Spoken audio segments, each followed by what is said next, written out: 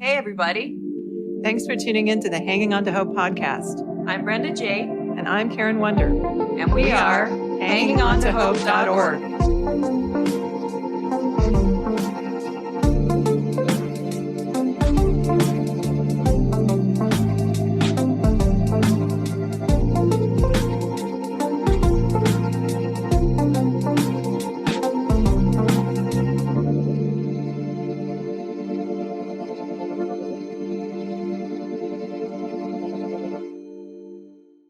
This podcast is intended as educational and is not psychological or medical advice.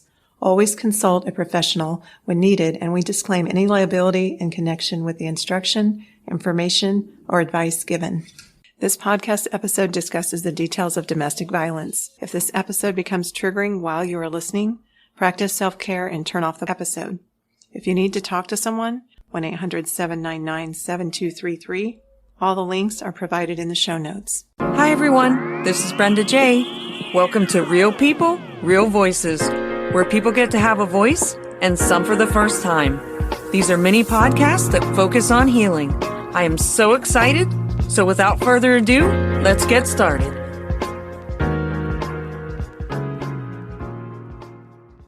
Hi, everyone. Welcome to the Hanging On to Hope podcast. This is Brenda J. Today we have Haley on the podcast. Haley is an abuse survivor and is now a Celebrate Recovery leader. Welcome to the show, Haley. Thanks for having me. Hi, Haley. This is Karen. How are you tonight? I'm wonderful. How are you, Karen? Nice to meet you. Nice to meet you too. Can you tell us a little of your abuse story? Yeah. I moved to Arizona about 18 years ago for a job. And when I moved here, I knew no one and had no support system. I was lonely and I reached out to a few dating websites looking for someone to talk to. I found a guy on a Christian website who was serving in the military in Iraq, and I thought it was the perfect combination, right? There's no chance of him stalking me if he's across the globe. We talked online for about 7 months while he was deployed, and we had so much in common. When he returned to the States, we discovered that he only lived about 20 minutes away from me, and we started to spend time together. We began officially dating a month after his return, and a month later, he proposed, and we were excited to start our life together. He quickly after that received orders to go back overseas, and we had just put a down payment on a house. My fiance wanted us to get paper married so that we could sign all of our house papers with the correct names before he was deployed again. And then we'd have a real wedding with friends and family once he returned. After much convincing, I gave in and we went to the courthouse by ourselves. Once we were married, he insisted that we begin living together. And within 3 weeks, we were pregnant. So now I had the fun job of telling all of my friends and my family that we had gotten married and were pregnant. He was soon able to then get out of his deployment. Soon, things got weird. Things he had told me while we had talked online turned out to not only be untrue, but very often the opposite. I would ask for clarification and the gaslighting began. At first, he suggested that I must have misunderstood him. And then he suggested that I must be mixing up stories from past relationships. And then it just turned into how crazy I was.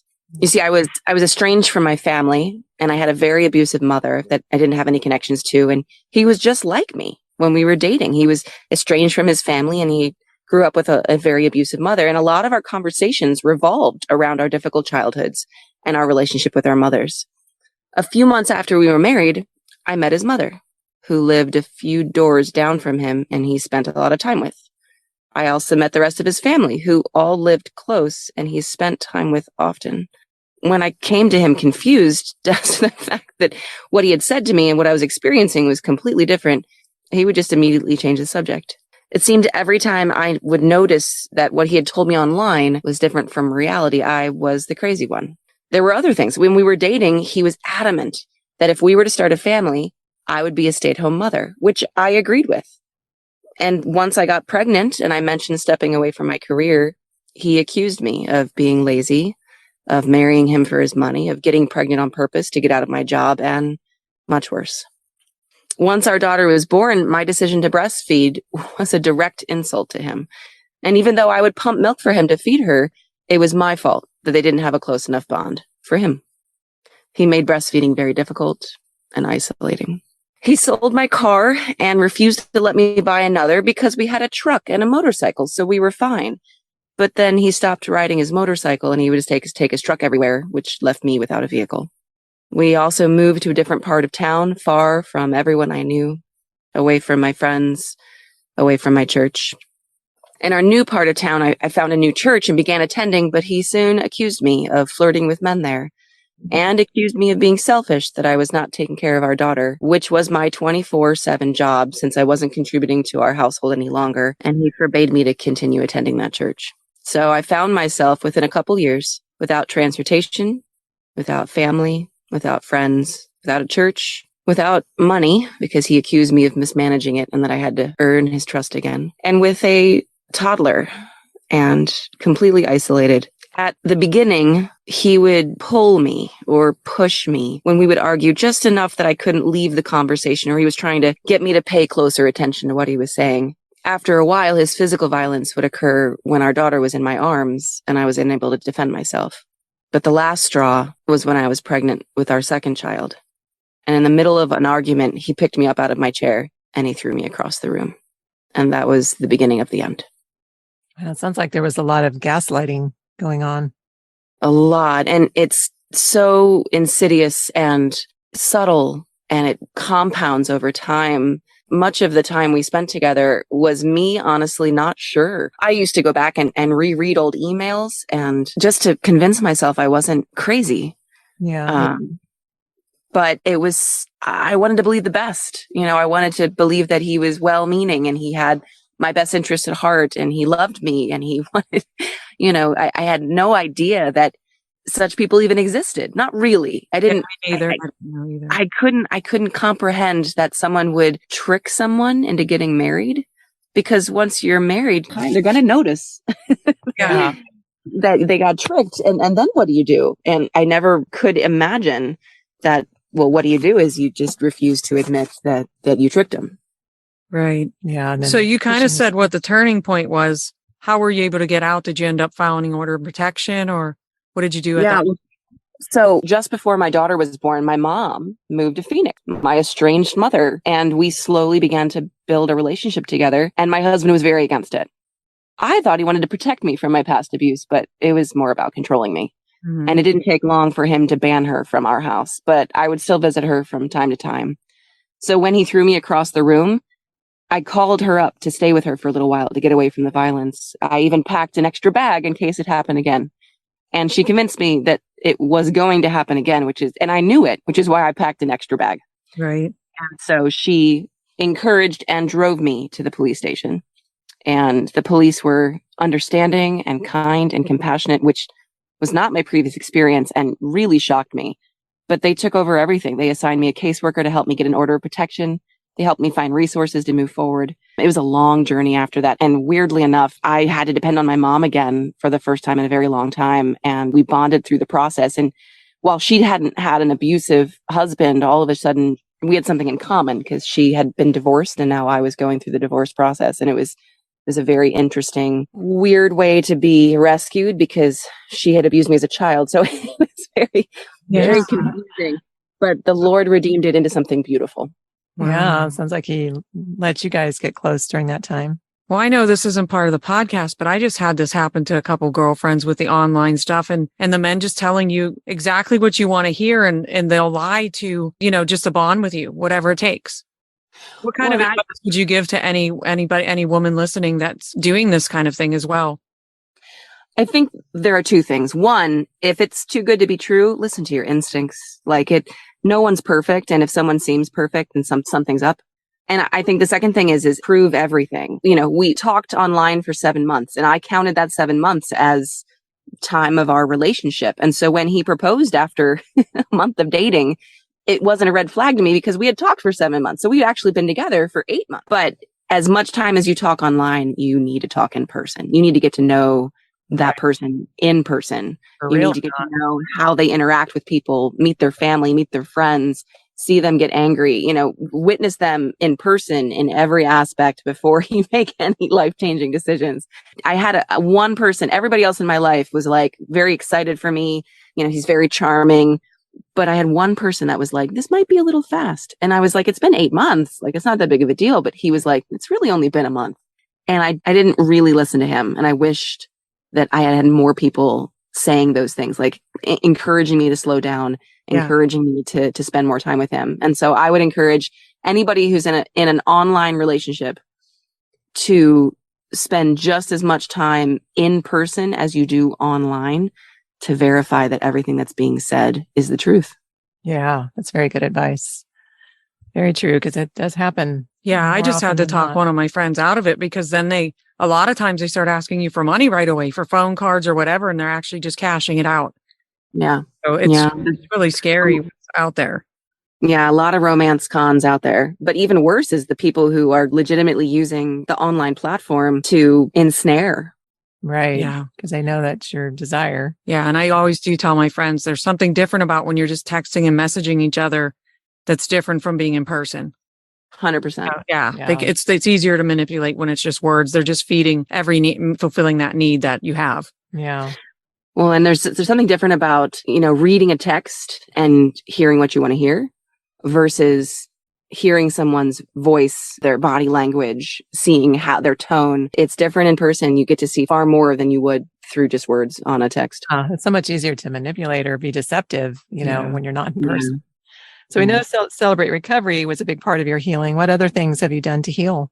Well, I didn't do a ton of healing on my own. In fact, this was one of the reasons I wanted to go to Celebrate Recovery. I mean, we had been divorced for 12 years, and he served me with papers to get equal custody of our daughter. And I still had this physiological fear response every time I saw him. And I was so frustrated that my body kept betraying me. Like, I felt like he didn't have power over me, but if I saw him or I heard his voice, my heart would start racing and my palms would get sweaty. And my coping mechanism was just to ignore, just to cut him out. No physical contact, no visual contact. He could email me. That was about it. I just kind of kept him in arm's reach. And then when we had to be in person again, I would struggle greatly. And so I cannot stress enough how much Celebrate Recovery has done for my healing. I mean, I learned how to address emotions that I had long suppressed. I discovered my own patterns of behavior and my character defects. I surrendered the need to fix myself and everyone around me. And I found a safe place to speak all the secrets that I had just buried for years and years and years. So not only have I found healing from my abusive marriage, but also from my abusive childhood and all the coping mechanisms that I developed along the way. The 12-step process combined with Jesus's gift of free grace is an incredibly transformative program that I think everybody would benefit from. And now I can say that there is zero response. I have legitimately learned how to forgive and how to move past the pain. It's a phenomenal thing. Wow, that's amazing. Is there any gold nugget that you'd like to share with our audience that may help them in their healing journey? I was very blessed with a person in my life who saw what was going on and encouraged me to find help. Had she not been as vocal, I would have continued to endure in my misery. So my gold nugget is, if you ever see anyone in your life in an abusive relationship, even if it's just verbally abusive, because sometimes physical violence happens behind closed doors, then I encourage you to speak up. Encourage that friend to find help. Stand alongside them. I want to become, and I hope we all become, the voice of love and encouragement and power for other women who may have been worn down by the person in their life that they allowed to take over their life. And so we need to stand in the gap, even if it's uncomfortable, even if it's unwelcome, and persist to tell people that we support them and that they need to get away and to get safe. That's great. Absolutely. Yeah, I love that. Yeah, definitely stand up, and don't, if you see it, even like you said, even if it's uncomfortable. Even if it's unwelcome. There's a lot of women out there that change is hard, and it's hard to admit to yourself that you're in a position that it is somewhat self-inflicted. It's hard to look too deep, and sometimes encouraging someone to find help is encouraging them to realize exactly how deep they've gotten in. And it can be unwelcome and uncomfortable. And I would still encourage you, you may be the one person in their life that's speaking truth. Yeah, that's great. Truth needs to be spoken. Absolutely. Sure. So we'd like to thank you so much for being on the podcast. I know it's not easy to share painful things from our past. So thank you so much for sharing your story with our listeners. Yeah, it was an incredible story, and it's going to help. I just feel like it's so important in what's going on in our day and age. what's going on online and all that stuff. So I really appreciate you sharing. Yeah. Thanks for having me, you guys. Yeah. Take care. Thank you. Thank you so much for sharing your story. Next up, we have Laura. Hi, everyone. Welcome to the Hanging On to Hope podcast. This is Karen W. Today, we have a mutual friend, Laura, on the podcast. Laura is an abuse survivor that is using her experience to help human trafficking victims. She's also in the beginning stages of a support group for abuse survivors. And I've known Laura for I think it's been over 20 years. Isn't that? Yeah, 20 years. Yeah, because I just remember you being at Seth's, Yes. 3-year birthday party, because I remember it was birthday. I don't know, I can just picture you there. So it's just to have you here. Thanks for being on our podcast. Welcome to the show, Laura. Thank you. Hi, this is Brenda. Can you tell us a little of your abuse story? Yes, I can. Thank you guys for having me on. I appreciate it. So in 1999 is kind of when it all started. That was the journey of when I got married and when the real abuse started. Before then, I had come out of a really abusive household. And so that just kind of had set the foundation of me just not having a lot of value and making good choices, which kind of led me to get into my marriage to my husband at the time very quickly. So in 99, we married, and it would take me almost 17 years before I had the strength to leave. And during that time, we married quickly, and the abuse started very quickly. We lived with his parents for a while, and that was just a very toxic household and not a lot of accountability for any anger issues. And it just became very toxic very, very quickly. And we ended up getting a place together. And like I said, we threw a wedding together literally within about 6 weeks. So there was not a lot of time to know each other, know what was going on. And that just was, in hindsight, a very big red flag. Right away, there just became the beatings, the hitting, just threatening me with guns. And it was just toxic from the beginning. And I just don't think I had the know-how and the value to be able to say, like, this is bad, I need out, and I made a mistake, and it's okay. But so much of what I had been through and so much of just where I was coming from is divorce is bad. And I had really been just kind of preconditioned to know that Christians could be perfect. So that's something you always had to strive for. Abuse was bad, and you just make the best of situations. That was kind of what I had been very familiar with. And so just kind of being in that situation of not realizing I could probably leave this, and I needed to. But in 1999, when that all started, there was just a lot of abuse going on. And in 2000, my first son was born, Jordan, and things had gotten so bad and the beatings had gotten so bad, and that I ended up taking 6 weeks, and I went and lived with some friends that were pastors up here in Phoenix. And it was a time for me just to get away from my safety, but it was also just a time for them to very much speak into my life. But a lot of it was just keep praying harder. If you pray harder, things will change. And that's the answer to the abuse. And so I was still just kind of being very much conditioned to think it was something I needed to do. If I just prayed harder, if I just tried harder, these things wouldn't happen. And I can remember having a very deep conversation with my mother-in-law at the time. And she had just told me, if you just don't make him mad, then he won't hurt you. So like I said, all these things just coming into my life were just kind of telling me, okay, I needed to do something to get this to stop.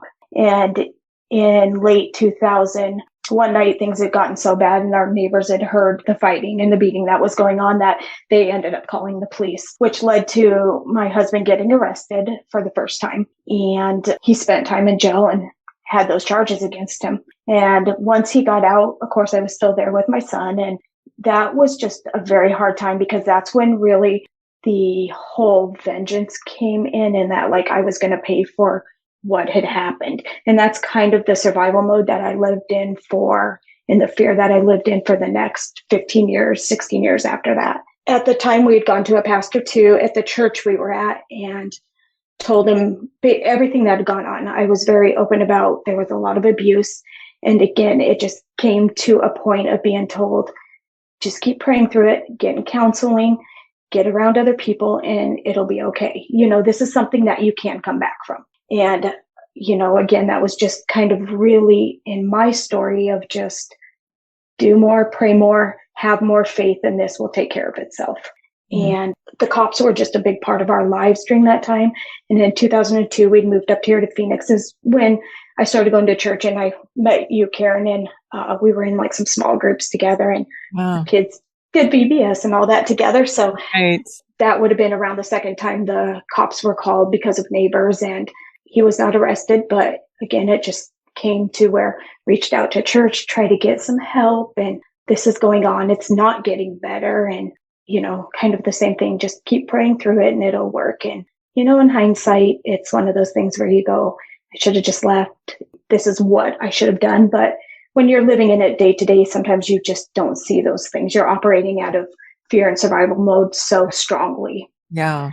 Yeah. And it doesn't sound like anyone really called him out or. Yes. And that was a lot of it is, you can't do this to your wife, but yet you guys can come back from it. But there was no day to day, how does this look, So it was really just kind of myself trying to figure out how to do better. And in 2004, our twins were born. And at this point, I was pretty removed from friends, family. It was pretty much me just in survival mode with 3 little kids. And we dealt with the police a lot again, not just only for that. There were some issues my ex was having with his anger and had some assault charges on somebody else and some reckless driving. So there was just this constant battle we always had with the police. Were always at our door because there was something else going on. So while it was a lot of abuse in the home, there was a lot of things going on outside of the home that just brought in so much more turmoil into our lives. So in 2009 is when the first time I left. It had come to a night where my husband's mother had passed away. And so that was obviously just a very hard time for him and for us as a family. But it also just set off a whole new anger and retaliation a little bit. And all those emotions just being unchecked. And it was in August of 2009 that things got really bad one night, and he was after me and the kids. And I just knew that night I needed to get away. This was it, because if not, he would probably kill us. And I ended up waiting for him to be in the bedroom and what I thought was asleep. And we at this time lived on a property that was like 3 or 4 acres. So we really didn't have any close neighbors. Our closest neighbor was probably about half a mile away. And I can remember that night when I knew things were safe. He was in the bedroom. So I knew that much. I gathered my 3 little boys up at the time, and I didn't even get their shoes on or anything. And we lived in a pretty remote area to where rattlesnakes were just part of our daily life there. They were all over. And we ran to my neighbor's house, the closest one. And I didn't really know him because this was just a rental, and we moved constantly. So we got to his house very late at night, and he was very angry that I'd come over and like, do not involve me in this. I don't want anything to do with it. And he ended up calling my pastor at the time and said, you need to come and get him because I'm not dealing with this. And he said, whatever your guys' problems are, those are your problems. And I kind of just felt again like, okay, maybe I shouldn't. But me and the kids ended up leaving. My ex was arrested at that time. Oh, wow. For the second time.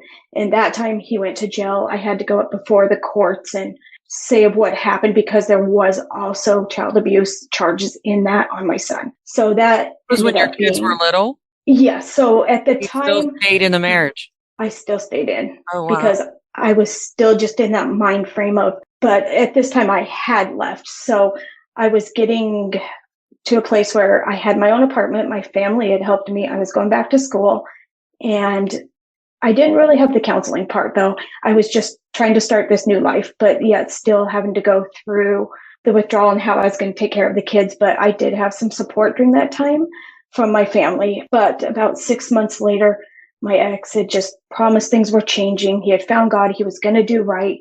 He would make this right. After just kind of like listening to that, I fell right back into it and ended up getting back with him. And we ended up moving, and from there things just fell apart again, like really bad, because not only did he have more charges on him, there was just that hostility that came into there. And again, looking back now, that was something I can just look at and say, I wish I had done that differently, but it is part of my story. Yeah.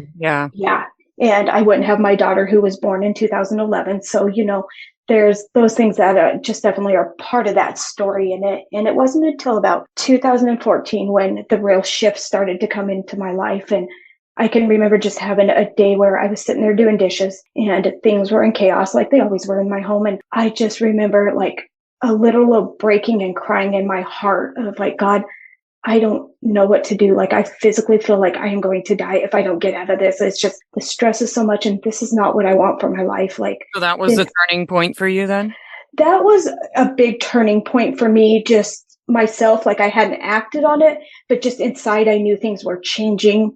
Like, I was coming to that point of, I can't do this physically, mentally, spiritually.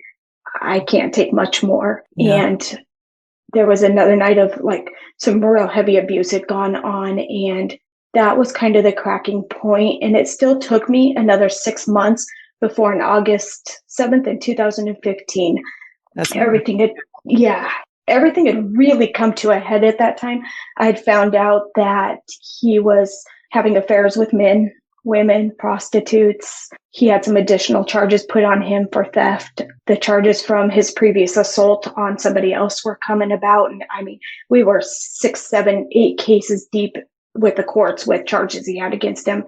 And when I found that out and found again, he was still just cheating, I got to a point where that night I said, I'm done. I'm done. I'm not doing this anymore. And it was only by the Holy Spirit and by God that got me to that point to realize enough was enough. And I told him that night, I said, I'm done. I am not coming back.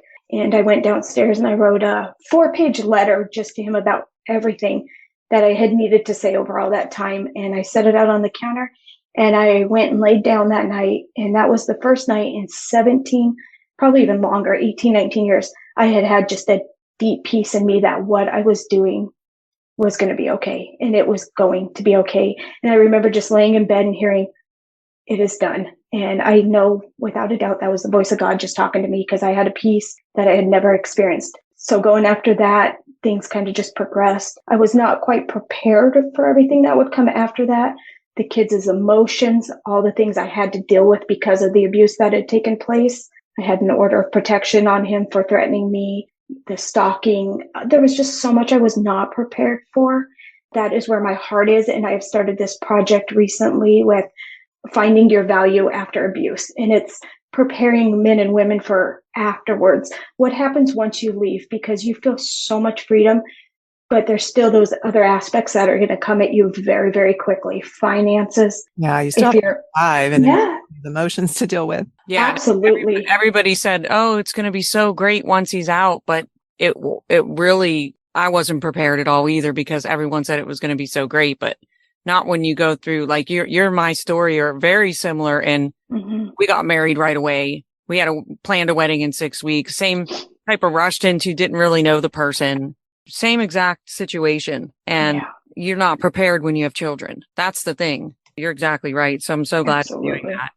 So I know that you mentioned that you were in therapy. This is one of the things you're doing to heal. Is there anything else you've done to heal? I know you're helping with human trafficking victims. Yes, so I'm very blessed in my job to be able to work with human trafficking and that aspect, and just really have that empathy and heart for people that have gone through so much abuse. I mean, it's just amazing what's going on. And yes, it took me up until even to this year to get out of that kind of survival mode, set some boundaries, get into therapy, and start to really heal the core of what's been going on in my life and find out who Laura is. Who am I? What is my life about? And it's been very healing and getting these close friendships going in the support group for sure. How long have you been out? 2015 is when I left. Okay. Yeah, and I remember we reconnected on Facebook, and it was so weird because I had just separated, and I think I messaged you or something, and you were like, well, I just separated too or something. And it was like, yes, I so remember that. Yeah. We were about within the same time frame that we had both kind of left our abusive marriages. Yeah. It was just so interesting. So do you have any gold nuggets you'd want to share with anyone that may be listening, that has to do with your healing journey? I know it is a process, like we're saying, there's different layers of healing, but you're in a really good place right now. So anything you'd want to share? Well, I'm going to call you out on this first. I'm going to interrupt this. I saw a post that you put out yesterday that said, I'm thankful for my struggle because without it, I wouldn't have stumbled across my strength. And I love that because I felt like that was a gold nugget too, but now you can add your own. That absolutely is it. You never plan for these things, but when they happen, it's up to you what you do with it. And I think that's my gold nugget to take away from this is just as soon as you're getting out, get support. Get support through a healthy therapist, counselor. If you have healthy family, friends, use all the support you can because you will need it, and never be afraid to ask for help. I wish I had learned that earlier, is reach out because more people are willing to help than you even realize. Yes, absolutely. That's so important. That's really good advice. Having validation and having that support. Well, Absolutely. We'd like to thank you so much for being on the podcast and sharing your story with our listeners. Thank you guys so much for having me. I appreciate it. Yeah, thank you for being willing to share your story. Absolutely. Thanks for tuning in to Hanging On to Hope. Check out our website, hangingontohope.org. There are resources on there, and if you would like to donate or volunteer, you can do that through our website. We are a brand new nonprofit, so we appreciate any and all support. And we thank you for listening, and until next time, keep hanging on to hope. We are evidence that there is hope and healing for you, and our passion is to help you find it too. So thanks for tuning in. Thanks for listening, everyone.